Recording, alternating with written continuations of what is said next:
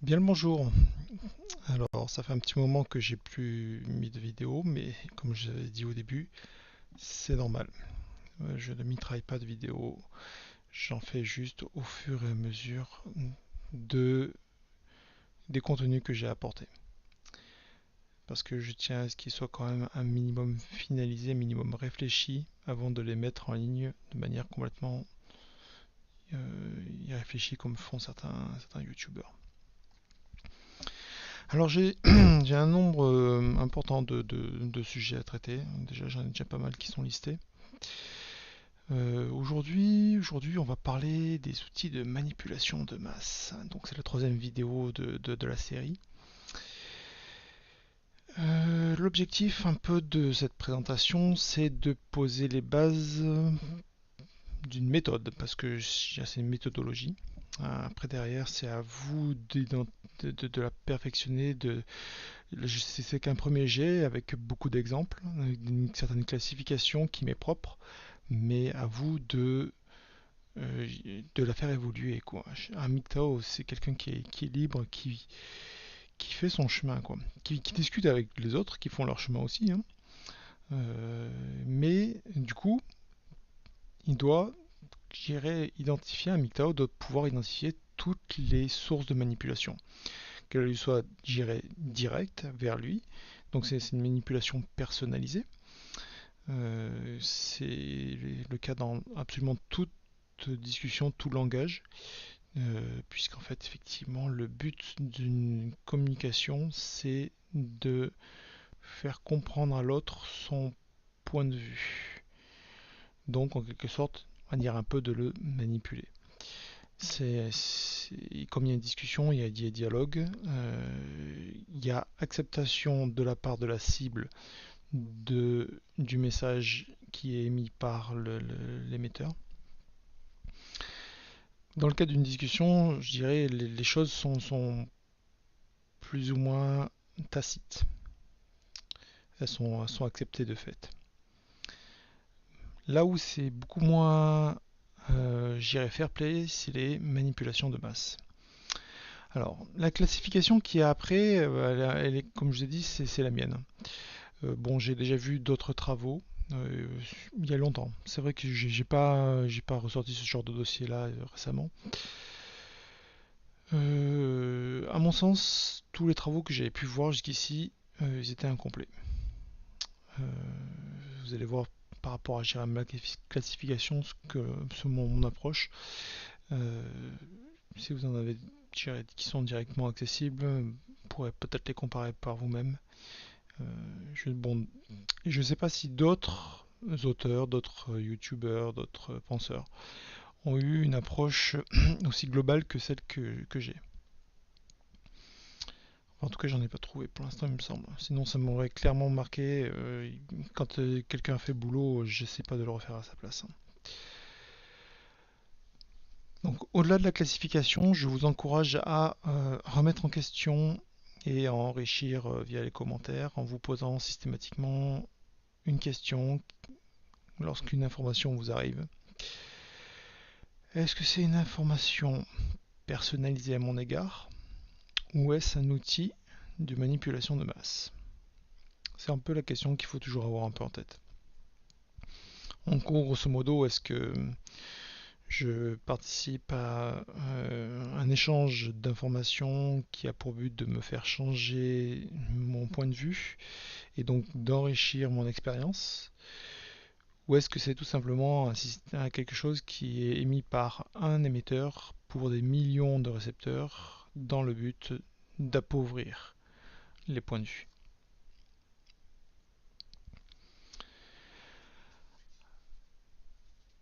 Alors, on va commencer déjà par ce que j'appelle les outils anciens. Euh, Déjà, à la base, pour qu'il y ait manipulation, pour moi, j'ai bien pour moi, il y a peut-être d'autres approches, il faut qu'il y ait obligatoirement combinaison de l'ego du récepteur et de l'incapacité du récepteur à percevoir le vrai du faux. Alors, on va avoir différentes combinaisons après dans les exemples qui vont être déroulés.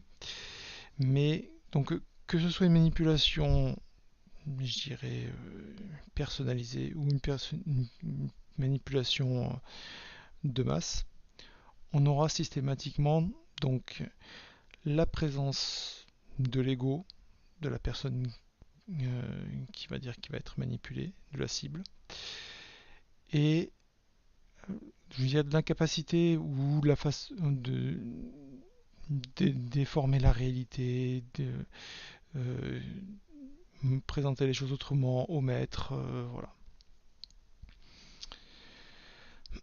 Donc dans les outils anciens, le plus, je dirais,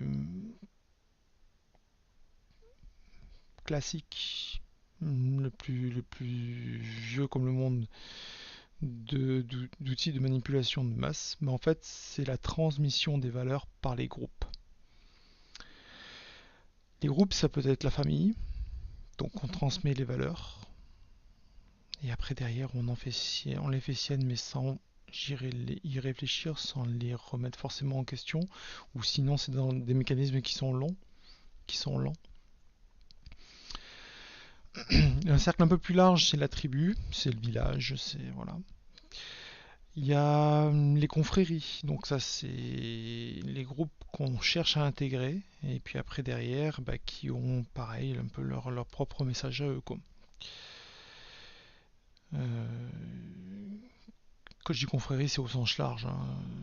Ça peut être un club de sport comme un club franc-maçon ou que sais-je, hein, voilà. C'est au sens très large, mais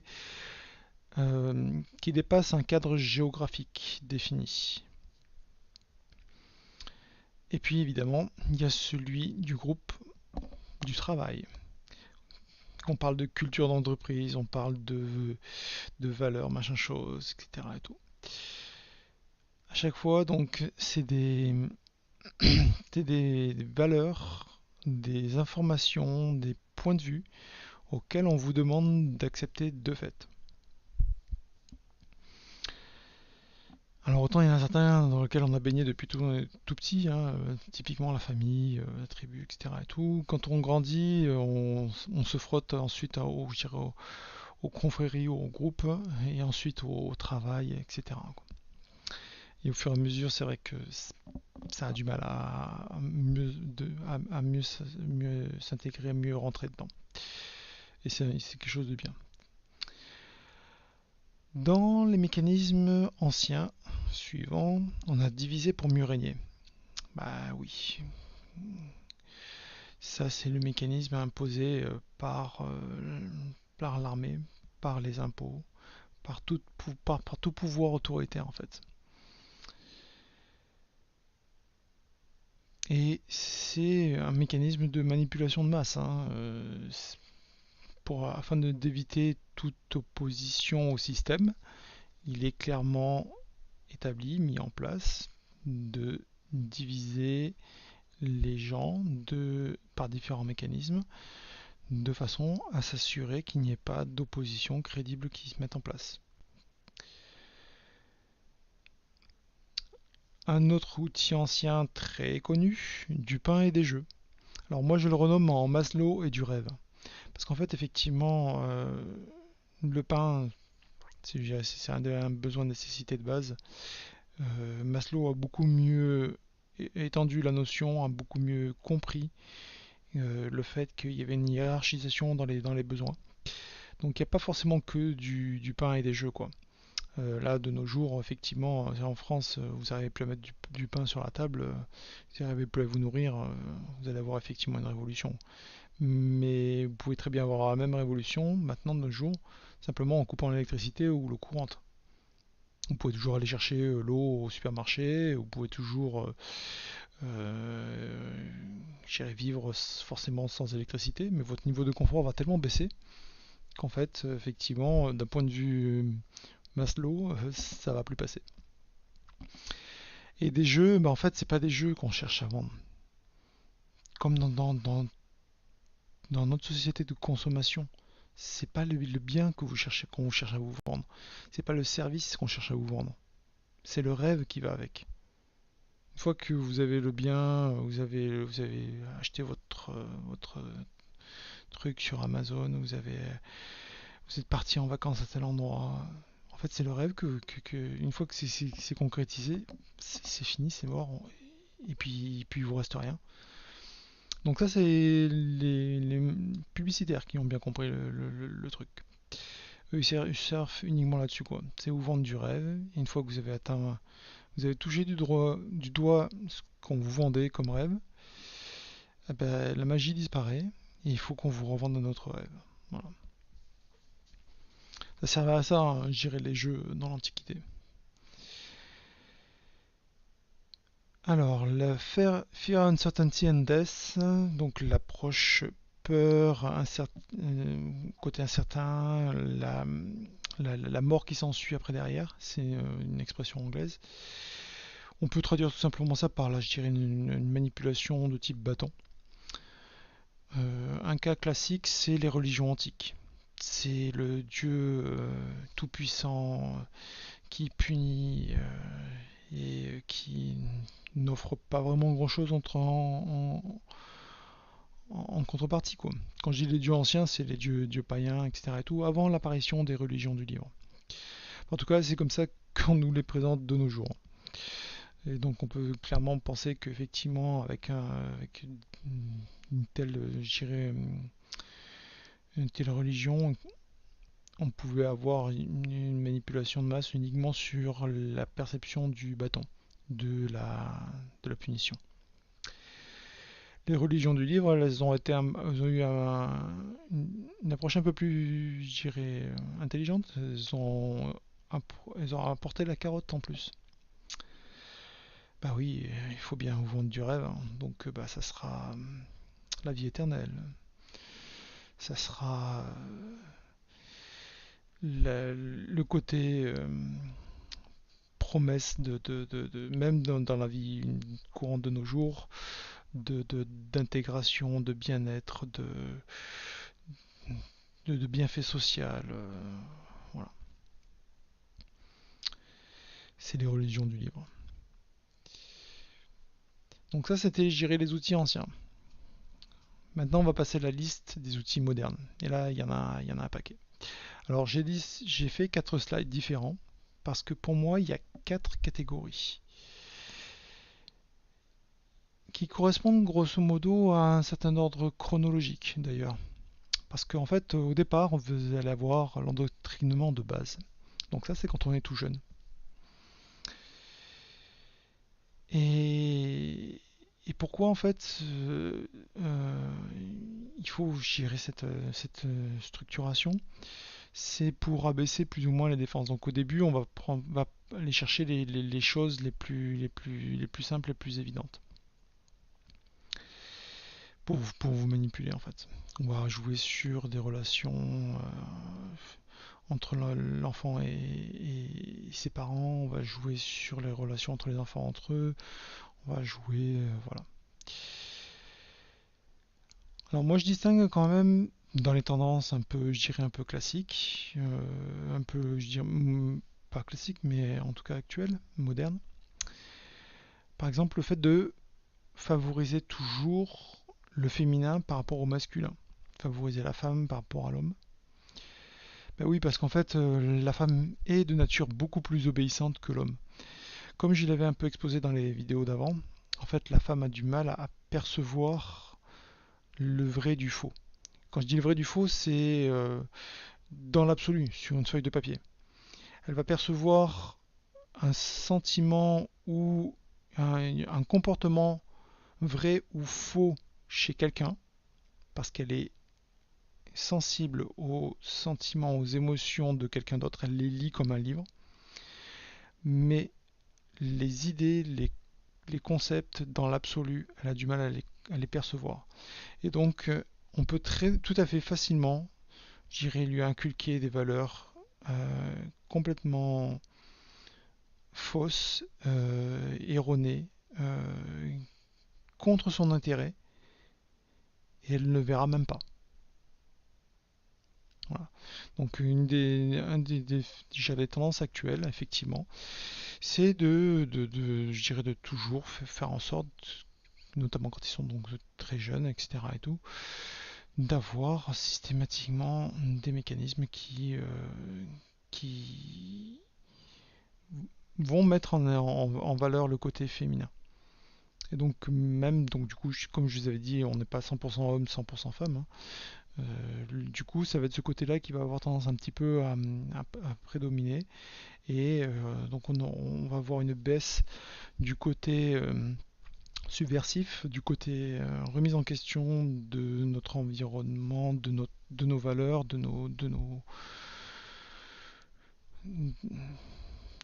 tout ce qui nous entoure, pour au contraire accepter le discours dominant que vont transmettre les autres outils. Alors, un autre mécanisme de base bien connu, là par contre des enseignants ou des parents, etc. Apparier les trublions pour les empêcher de bouger. Alors ça, chez les gamins, c'est les faire se tenir par deux quand on doit aller à la cantine ou quand on doit aller au stade de sport, etc. et tout. Les attachant entre eux, ils bougent plus. Bah, c'est exactement la même chose quand vous arrivez à l'âge adulte, hein. On les appareille entre eux, hein. Un homme, une femme, poum, mariés. Et du coup, toute l'inertie, de la femme absorbe le côté révolutionnaire de l'homme. L'enseignement obligatoire. Bah oui, ça c'est le plus classique de tous, hein. C'est pourquoi est-ce qu'on a rendu l'école obligatoire? Historiquement, c'était pour avoir des soldats bien obéissants parce qu'avant ils obéissaient pas et ça allait pas, quoi. Donc après on s'est dit effectivement c'est pas plus mal d'avoir des soldats qui ont un minimum d'un petit peu de niveau d'éducation, l'information elle se transmet mieux, elle est mieux comprise, etc. et tout, quoi. Bon, maintenant on revient un petit peu en arrière, hein. On a tendance un petit peu à refaire de nouveau des crétins parce que ils se sont rendus compte quand même que bon, quand ils sont un peu trop éduqués, un peu trop, ça va plus. Et ils commencent à penser un peu par eux-mêmes et tout ça après, à transmettre une autre information. Donc bon, donc juste suffisamment formaté, mais avec un petit peu d'apport, mais pas trop, hein. Voilà. L'histoire officielle. L'histoire officielle. Alors je sais plus qui a dit, parce que savoir exactement qui a dit quoi, pour moi je dirais c'est un faux problème. Il y a toujours quelqu'un qui a pensé une idée avant vous mais qui ne l'a peut-être pas, je dirais, exprimé ou peut-être pas diffusé ou qui a pas, même s'il l'a diffusé, son message a été bloqué, il n'est pas connu. Donc typiquement là de ce que je vous présente, je n'ai absolument pas la prétention d'en avoir la paternité. Je pense qu'il y en a d'autres personnes qui ont déjà pensé ceci avant moi, voire même qui l'ont déjà peut-être, je dirais, mis sur différents, je dirais, formats, papier, vidéo, conférence, ce que vous voulez. Euh, il faut arrêter avec, je dirais, l'ego de savoir qui a fait quoi. Hein, on revient à la première, voilà, aux fondamentaux, l'ego et l'absence de discernement entre le vrai et le faux. Donc il y a quelqu'un qui a dit, soi-disant, euh, que la géographie ça servait à faire la guerre et l'histoire ça servait à faire la guerre à son peuple. Et c'est vrai, l'histoire officielle, elle est un peu comme, je dirais, formalisée par Orwell dans 1984. Contrôle le passé, tu contrôleras le futur. C'est de la façon dont on présente les choses, dont on nomme, dont on ment, dont on permet de contrôler les esprits dans le présent et donc d'orienter vers le futur. Abaisser les défenses en promouvant tout ce qui est antinaturel. Alors ça va être un mécanisme qui est très pervers. On a du mal un petit peu à le percevoir. Mais tout ce qui va être rythme de vie, tout ce qui va être nourriture, tout ce qui va être stress inutile, tout ça, c'est des choses auxquelles on est exposé depuis qu'on est tout jeune. Et on a appris à vivre avec. On est entré dans un état de ce qu'on appelle dans l'état médical de tolérance. C'est-à-dire que dans l'état médical de tolérance, on a abaissé nos barrières. Le système immunitaire, notre capacité à réagir en face, elle a baissé les bras. Et ben en fait, quand on y réfléchit bien, en fait, en termes de rythme de vie, quel est l'intérêt d'aller réveiller les gamins pour les mettre à pas d'heure le matin dans une classe et leur mettre un stress inutile avec un- une chronobiologie qui est absolument pas adaptée. Quel est l'intérêt de leur donner une nourriture qui n'est pas adaptée pour eux? Typiquement, je pense à tout ce qui est industrie laitière, tout ce qui est, enfin voilà quoi. Là, à ce niveau-là, la science fait d'énormes progrès en ce moment. Et c'est vrai que bon, moi je fais partie un peu de ceux qui se considèrent comme étant précurseurs. Comme on pouvait être non-fumeur dans les années 50 et c'était une aberration, eh ben, il y a un certain nombre de personnes qui, en regardant ce que la science a à dire, comprennent qu'en fait il y a énormément de choses dans, on va dire, notre régime classique, hein, à l'heure actuelle, notre régime occidental, qui n'est absolument pas normal et qui modifie nos comportements en abaissant nos défenses, hein. Typiquement, de la viande rouge, elle a principalement pour but d'être excitante. C'est un peu comme du café, etc. Et tout. On s'en rend pas compte parce que on a un peu géré de l'habitude, on est un peu dedans, on a toujours. Mais c'est l'effet qui est recherché. Une première chose qu'une personne ressent quand elle arrête la viande rouge, c'est on va dire une baisse d'énergie. Mais c'est la même chose que si elle avait arrêté le café, hein.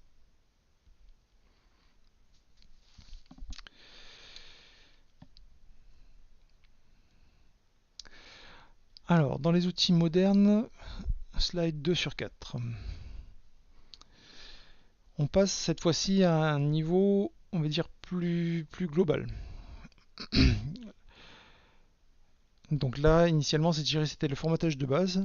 Là, c'est maintenant les outils de contrôle de masse auxquels on est exposé déjà un peu plus toute la vie en fait. Parce que bon, voilà, tout à l'heure on exposait l'éducation, on exposait le formatage un peu quand on arrive à chaque fois dans un nouveau groupe, hein, que ce soit donc le travail, un groupe d'amis, un lieu, un village.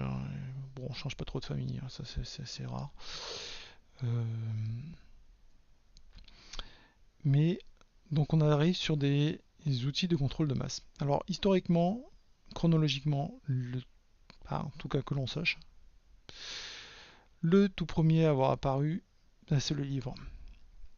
C'est lui qui a permis l'arrivée des systèmes, qui a renversé les anciens systèmes de contrôle des foules qui étaient du temps du Moyen Âge, hein, qui étaient basés principalement sur la religion, sur un système de caste et de transmission de valeurs, mais à chaque fois dans des petites, dans des petites parcelles, et puis donc qu'il fallait un peu contrôler de manière générale. C'était un peu le rôle de l'Église, ou en tout cas des différentes religions qui pouvaient y avoir à droite à gauche. Euh, le livre, lui, il a permis la diffusion d'idées nouvelles.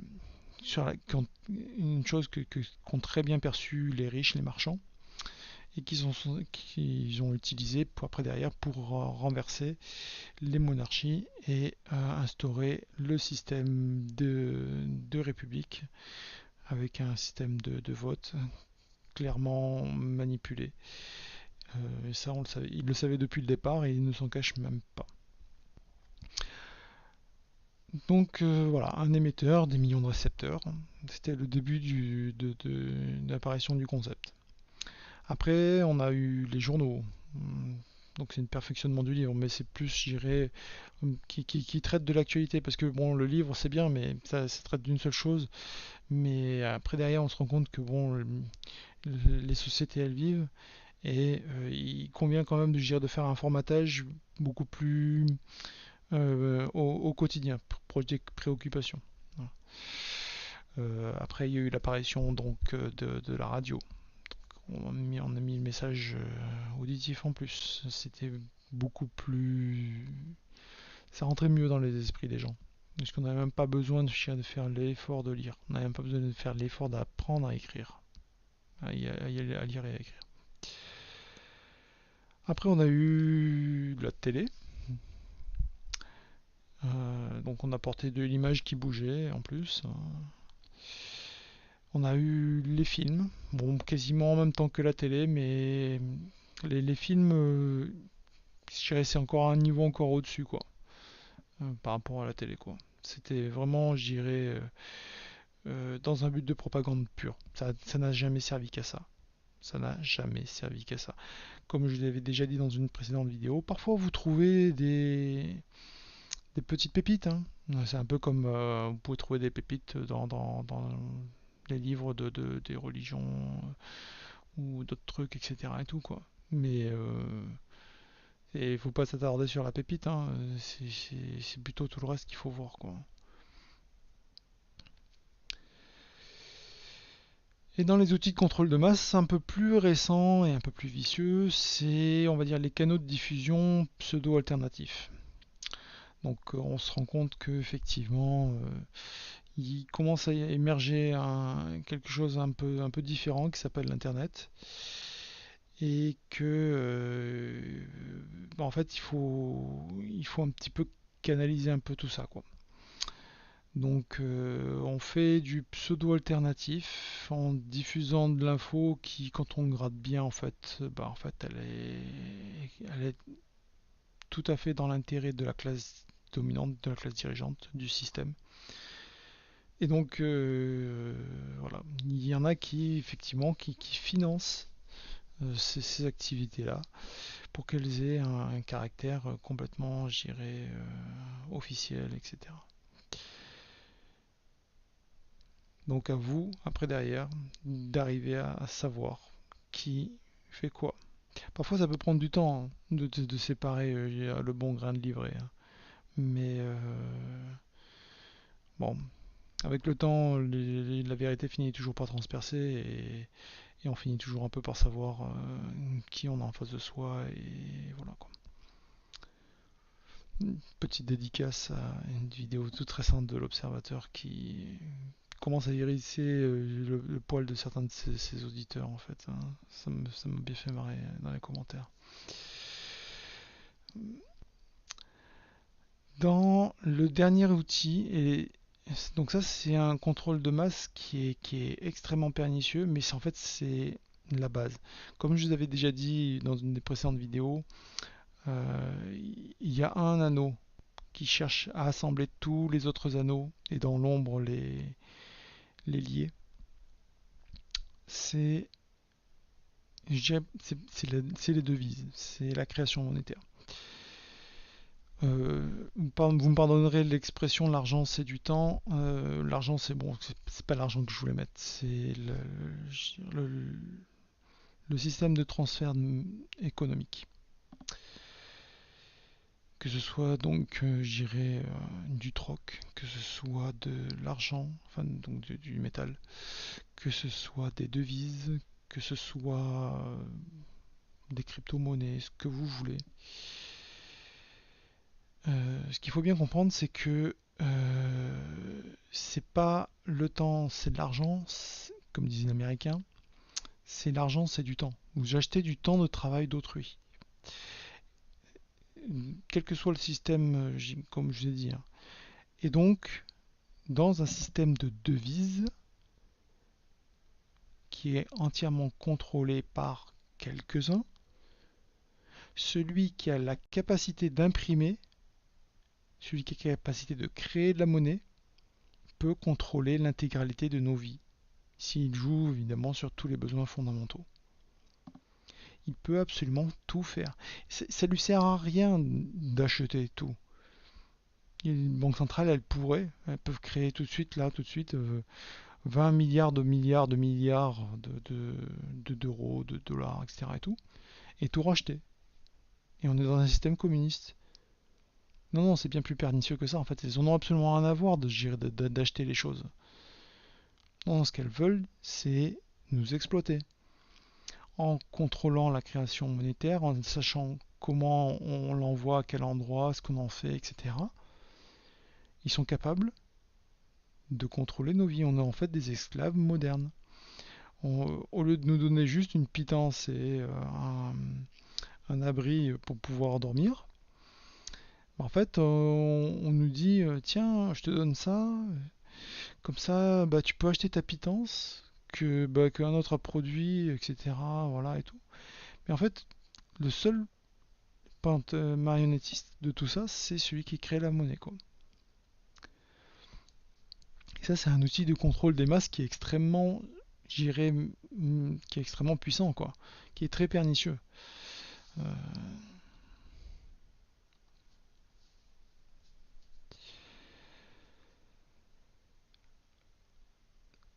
Troisième slide dans les outils modernes. Euh, le côté, je dirais, qui n'est plus lié à la responsabilité de l'émetteur, mais à la responsabilité de enfin, qui fait intervenir, en tout cas, en partie, la responsabilité du récepteur. Parce que oui, il faut effectivement qu'il y ait les deux, hein. Donc c'est tout ce qui est, d'un point de vue sociétal, les mécanismes de bien-pensance, de censure ou d'autocensure, de brainwashing, etc. Donc ça, c'est un mécanisme qui est en continu toute la durée de la vie pour éviter effectivement de sortir du rang, de faire son chemin. Alors le premier, ce qui ressemble un petit peu dans ce que j'avais exposé dans le slide 1 sur 4, c'est les groupes de pensée, les groupes de pression. Et attention, pour moi, un MGTOW, le mouvement MGTOW ne doit absolument pas devenir un groupe de pensée ou de pression. Il est tout à fait, si je dirais, sain et bon pour moi que on ne soit pas d'accord sur tout. Un MGTOW, c'est quelqu'un qui est libre, qui cherche à se libérer de la pensée dominante, qui essaye de faire sa propre expérience de la vie, qui essaye de comprendre les choses. Il va naturellement discuter avec d'autres personnes libres. Il va faire son chemin. Mais il ne doit absolument pas s'enfermer dans un groupe de pression. Il ne doit pas y avoir de dogme. Il ne doit pas y avoir je dirais, de mode de pensée. Et on doit absolument pas, voilà quoi. Donc non. Quand on vous dit il doit quitter la plantation, il doit faire ceci, il doit faire cela, il doit devenir un homme supérieur, stop. Alors à partir du moment où on fait ça, on s'en sert, on se met nous-mêmes nos propres chaînes. Donc, et donc on sera d'autant plus facilement manipulable. Parce que du coup, pour celui qui voudrait, je dirais, orienter le mouvement, qu'il soit de l'intérieur ou de l'extérieur, il y aura des leviers d'action. Non, non, le mouvement MGTOW, il doit rester ce qu'il est, c'est-à-dire des gens qui partent partout dans tous les sens. Ça doit être le chaos, hein.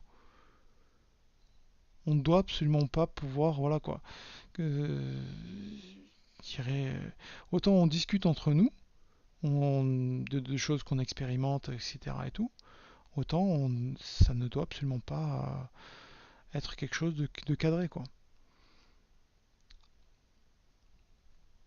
Donc oui, c'est une bonne chose, malgré ce que certains pensent. Il y en a qui voudraient que ce soit cadré.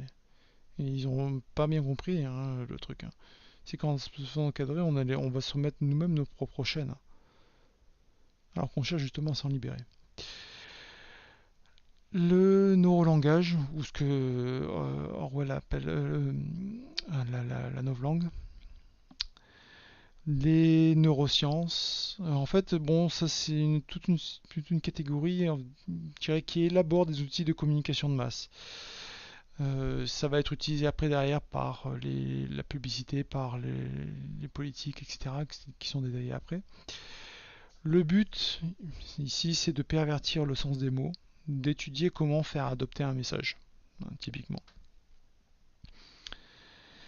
en jouant sur on va dire des systèmes de base, sur des côtés, on va dire, un petit peu reptiliens des choses, des, des choses dont on n'a pas conscience, mais qui nous pilotent indirectement, en fait.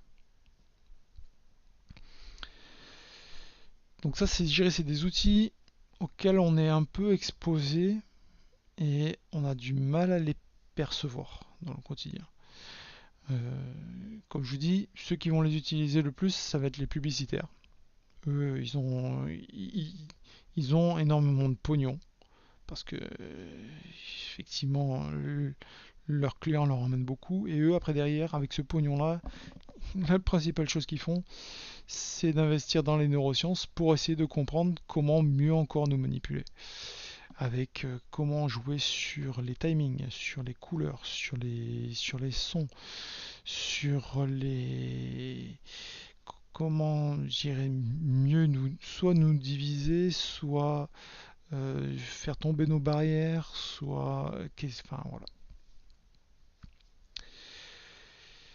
Donc, s'il y a bien une raison pour laquelle je ne mets pas de publicité sur mes vidéos, c'est pas pour rien, c'est que j'ai absolument pas envie de vous manipuler, même indirectement. Parce que vous inquiétez pas, hein, vous mettez de la publicité, il y en a qui vont se dire, bon, alors telle vidéo, tel contenu, tel public, il faut adopter telle stratégie. Et donc, comme on est tous un peu scrutés, parce qu'on est des acteurs économiques chacun et qu'ils sont passés à un niveau, je dirais, d'analyse de métadonnées. Dès que vous autorisez la publicité, vous allez être spammé, vous allez être manipulé, vous allez être contrôlé.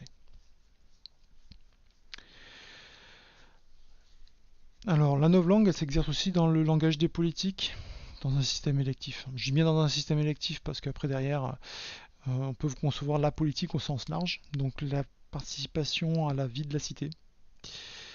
Ce que je fais à l'heure actuelle, ce que chacun de nous fait quand on s'exprime sur un sujet quelconque, qui va depuis,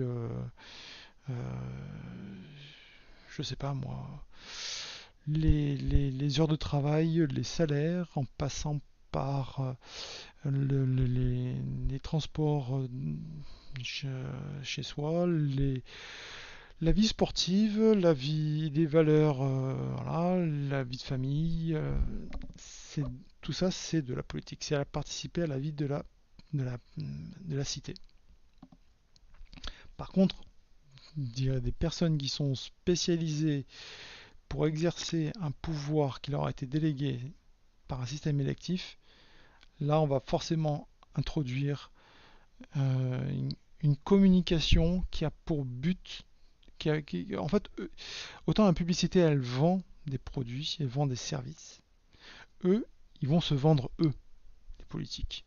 C'est un peu comme les stars, hein, elles se vendent elles-mêmes, les, les élites. Et donc forcément, leur communication va être manipulatrice de base. Donc ils vont faire appel ensuite derrière un certain nombre d'outils d'autocensure, de bien-pensance, de neurolangage et neurosciences, que ce soit d'un point de vue donc langage euh, euh, j'arrive plus à trouver mes mots, le langage oral et le langage non verbal, celui qui est véhiculé par la posture, par les gestes, etc. Tout ça, c'est du manipulé, c'est du compris. Voilà. Dans les outils modernes, on retrouvera aussi donc tout ce qui est loi d'interdiction d'expression, pratique de la censure. Donc ça, il y en a dans toute société. Et on va retrouver ça généralement dans la catégorie des tabous. Euh, savoir si c'est un bien ou si c'est un mal, c'est une question philosophique qui est encore à part. Mais toujours est-il que elles ont pour but, si je dirais, ces mécanismes-là, donc soit d'interdiction d'expression, soit de pratique de la censure, officielle ou non officielle. On en a eu un cas là récemment qui commence à bien transparaître là sur l'utilisation de YouTube avec la non-exposition, la non-médiatisation des vidéos. Euh, Bon, quelque part, en faisant ça, YouTube est en train de gérer de scier la branche sur laquelle il est assis, mais c'est un mécanisme un petit peu pernicieux, en fait, qui vient tout juste d'être un peu mis en évidence par un certain nombre d'internautes, et qui fait qu'en fait, voilà, autant cette vidéo-là se retrouvera sur YouTube, autant je vais aussi la mettre sur YouTube après derrière. Je pensais la mettre sur d'autres plateformes de type YouTube, etc., mais en fait, le problème, c'est que bah, il y a une espèce de censure aussi un petit peu au niveau économique ou judiciaire. Et toujours est-il que toutes les plateformes un petit peu alternatives en ce moment, elles ne durent pas longtemps sur le net. La seule pour l'instant qui pour moi dure, c'est YouTube. Donc j'ai déjà créé la chaîne, je mettrai aussi les vidéos sur YouTube. Et je vous invite évidemment à largement télécharger et à vous faire vos propres sauvegardes de ces vidéos. Elles sont pour vous, elles sont, c'est des bases de réflexion. Et comme je vous dis, allez plus loin que ces vidéos-là. Les sondages et études sociologiques. Alors ça, c'est autant le premier, c'était uniquement, le premier, celui d'avant, c'était uniquement bâton.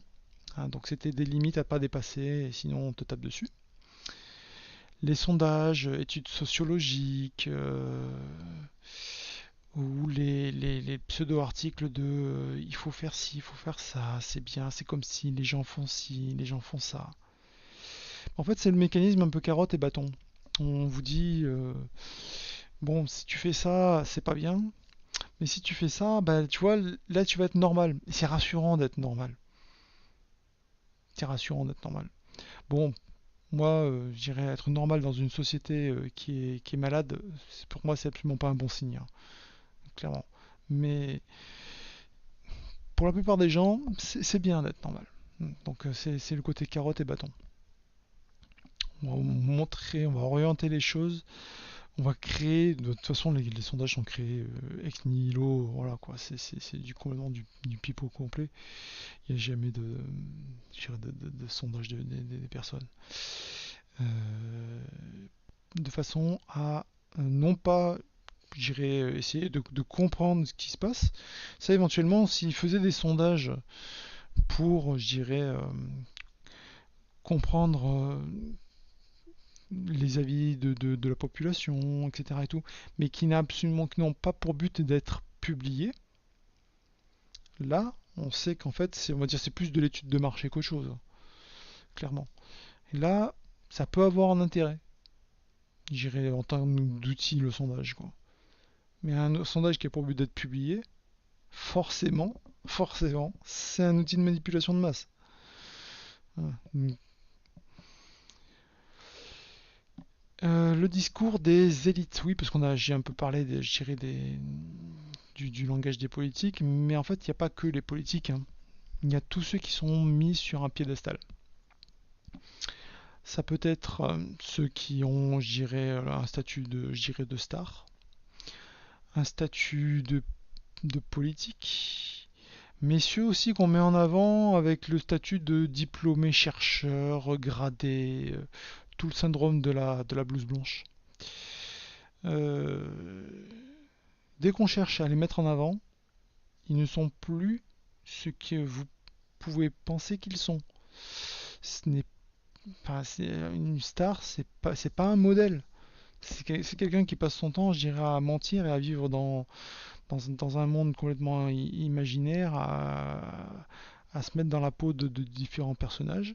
Un politique, c'est quelqu'un qui cherche à se vendre, presque je dirais comme une pute, mais en version 2.0, parce qu'en fait, il cherche à- à faire plaisir à tout le monde, et puis au final, de toute façon, une fois qu'il est élu, il fait ce qu'il a envie.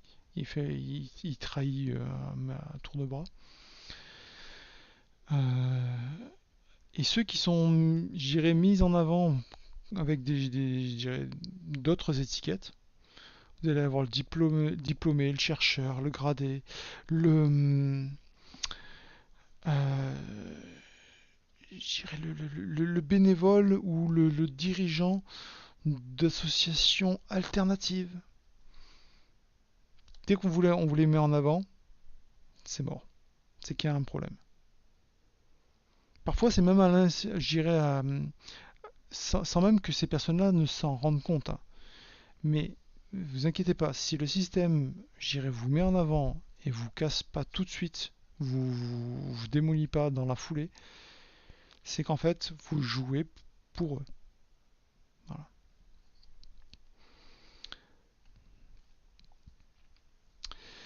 Et le dernier slide sur les outils modernes, le mécanisme de Emmanuel Goldstein.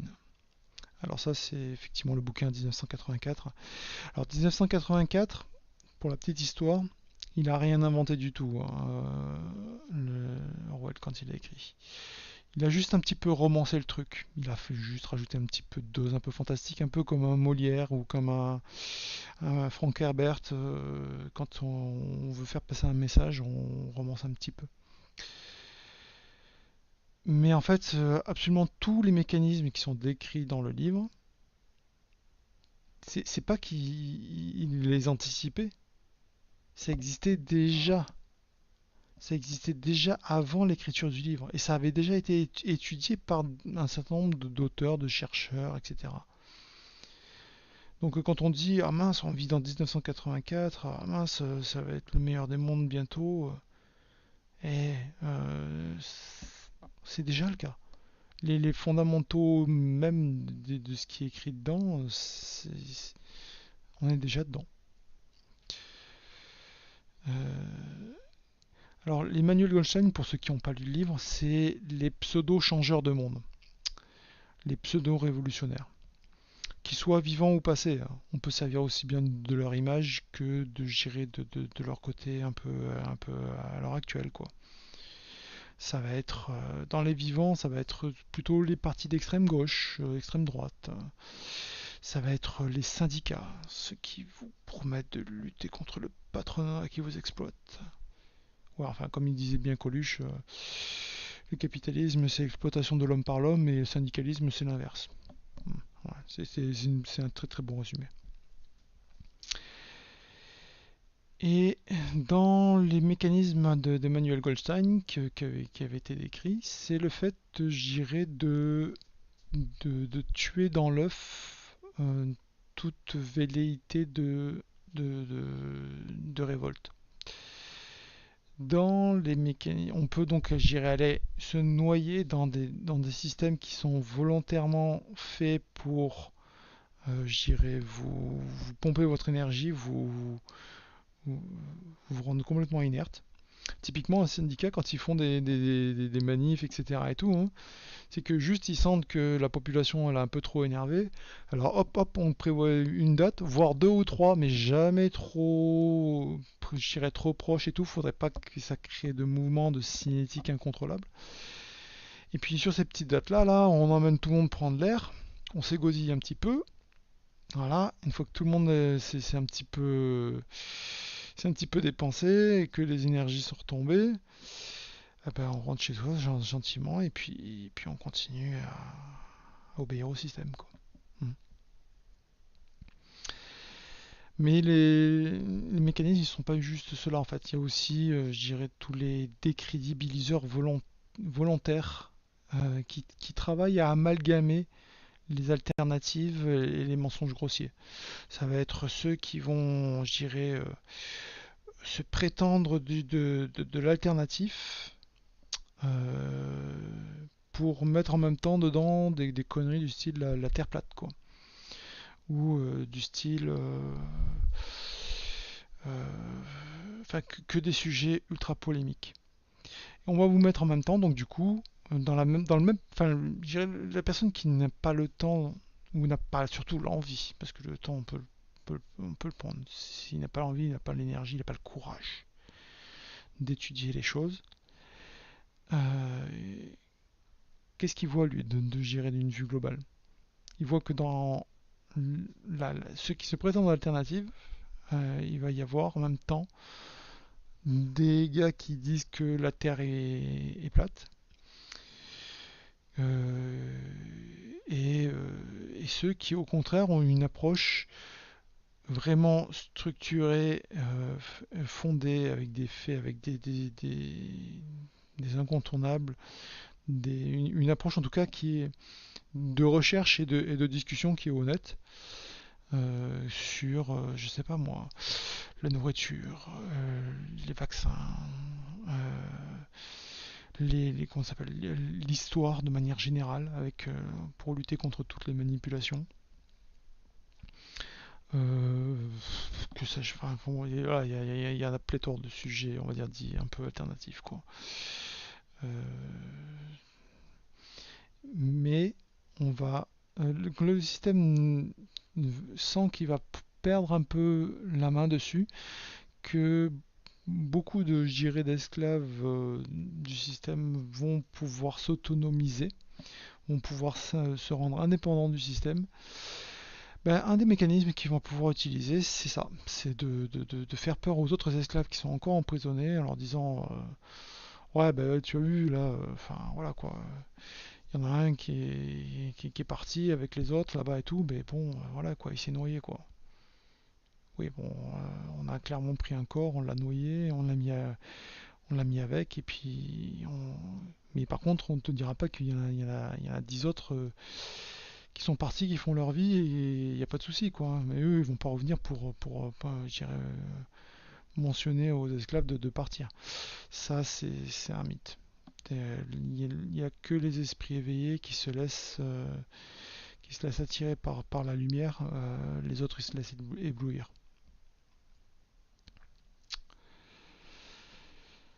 Alors, face un petit peu, je dirais, à cette première un peu classification, qu'est-ce qu'on peut faire en fait pour, je dirais, d'essayer d'un petit peu de comprendre à chaque fois qu'on est face à quelque chose,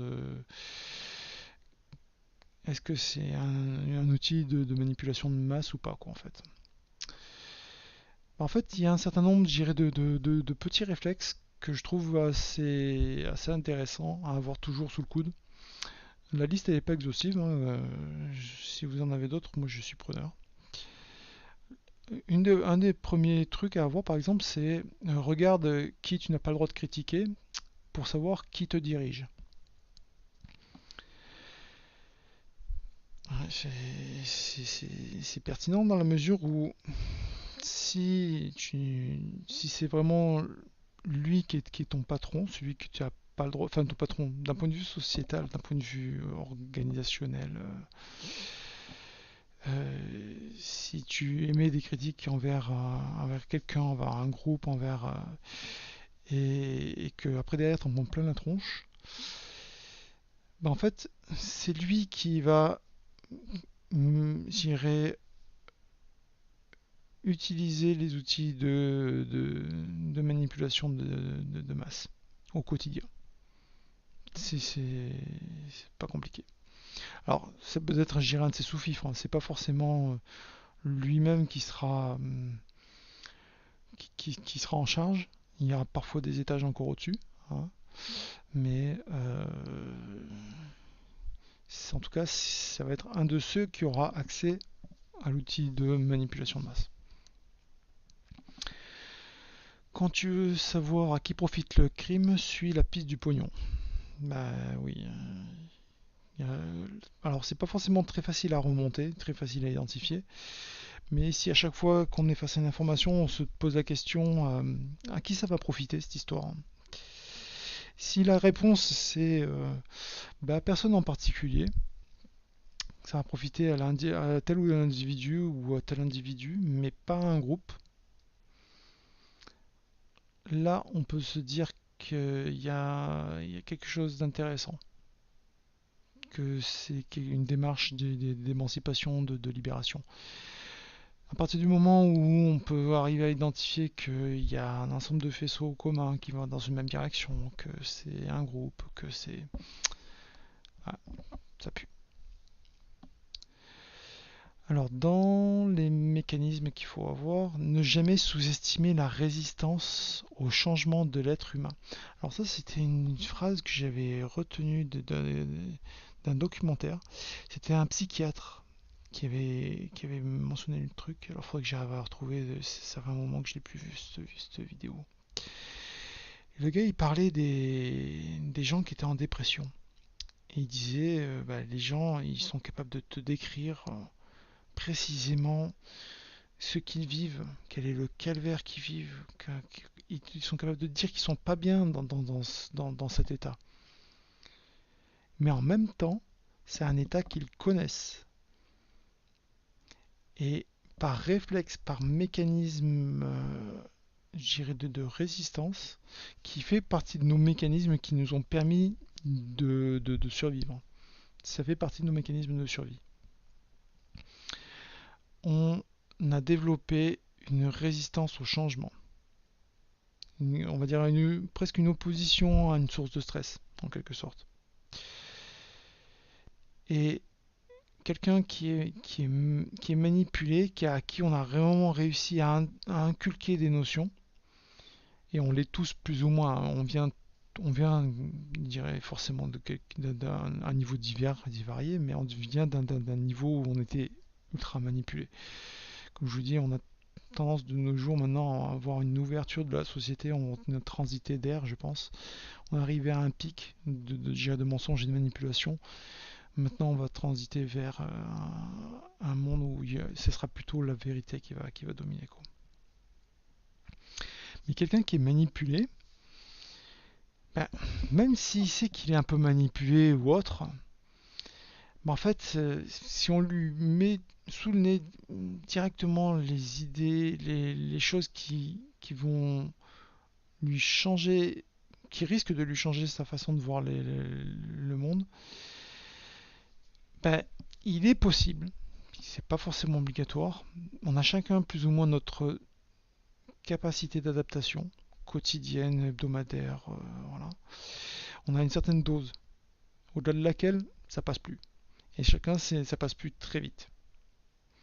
Et donc, dès qu'on va apporter, je dirais, une source de stress, un changement quelconque qui risquerait de lui enlever ses chaînes, en fait, il va se retrouver à paniquer. Et il va tout faire pour défendre les idées qui le rendaient esclave. Mais il va les défendre.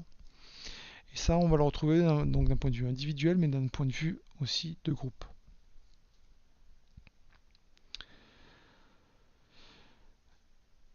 Un outil, un réflexe qui est pour moi qui est pas mal intéressant aussi, c'est de repérer les pépites dans la fange. Alors c'est bien de développer un mécanisme pour séparer le bon grain de l'ivraie.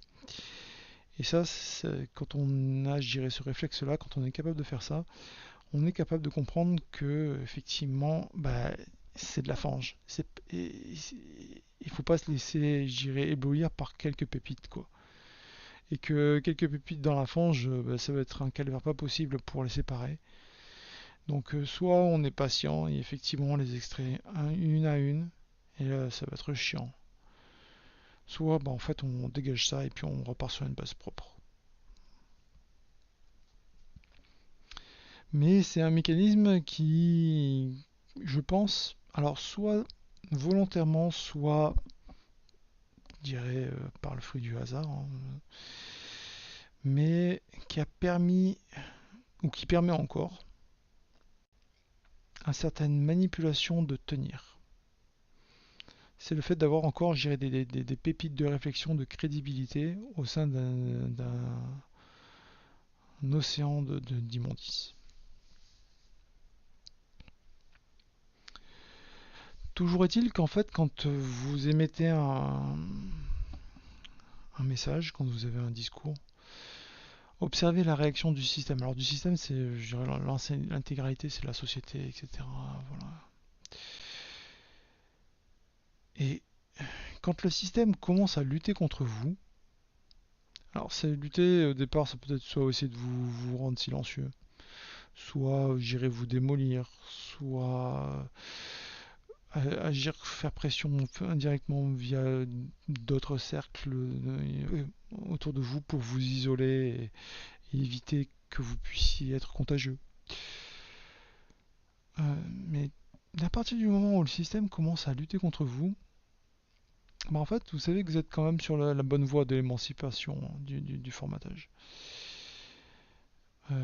Comme je vous avais dit dans la vidéo d'avant, ça ne sera pas un chemin facile. Il faudra du courage, ça, toujours.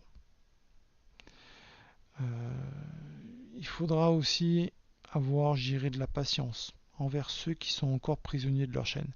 Il faudra bien se dire que nous, on a mis du temps pour s'en sortir, que ils mettront peut-être le double, peut-être que ça ira plus vite, mais probablement que ça mettra le double, 10 fois plus de temps, voire même que ça n'arrivera jamais.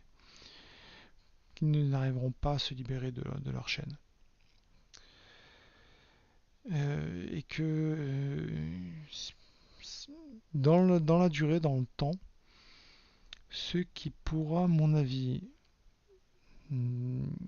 être intéressant d'exploiter comme mécanisme, c'est d'avoir une compréhension suffisante, d'avoir suffisamment d'ingéniosité pour retourner l'énergie du système contre lui-même. Un peu comme un judoka ou comme dans certains arts martiaux.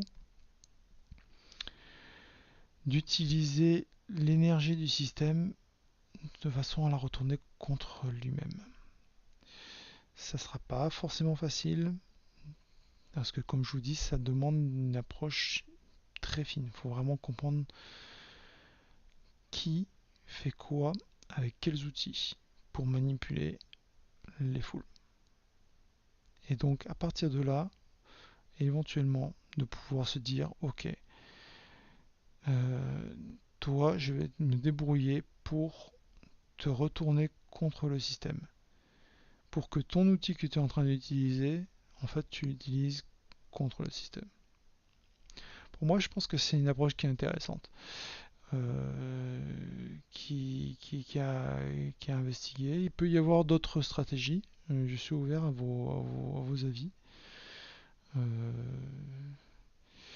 Parce qu'effectivement, ça ne sera pas quelque chose de très facile, pas forcément à la portée de tout le monde. Voilà.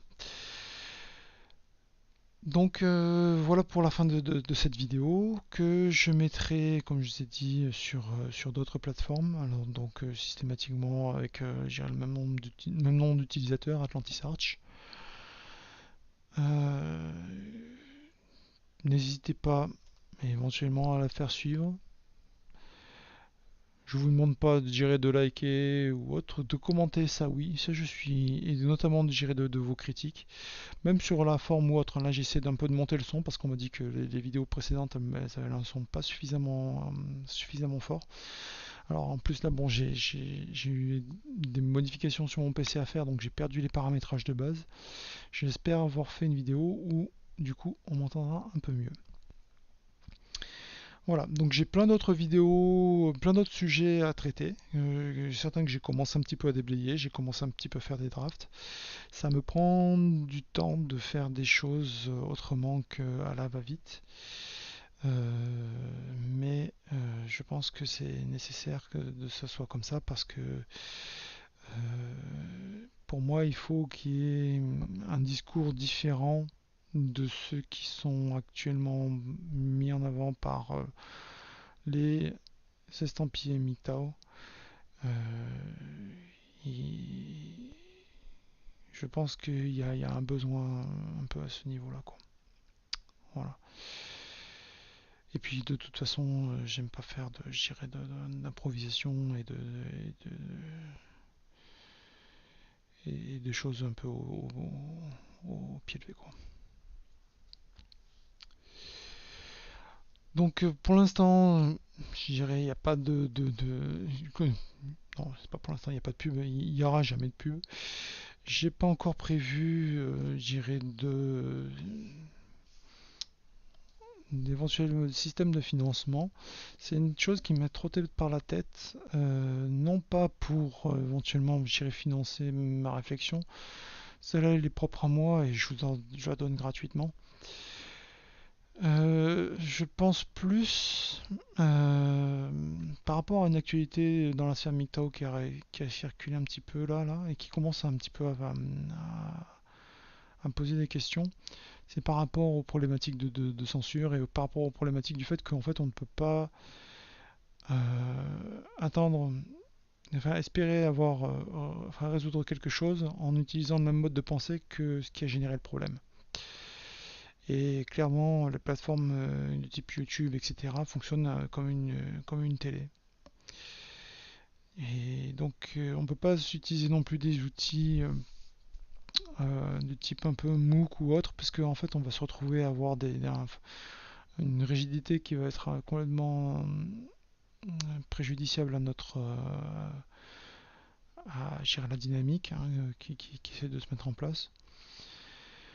Et donc en fait, bah, si à un moment donné je me mets à mettre en place, je dirais, des financements, ça sera jamais des systèmes d'abonnement.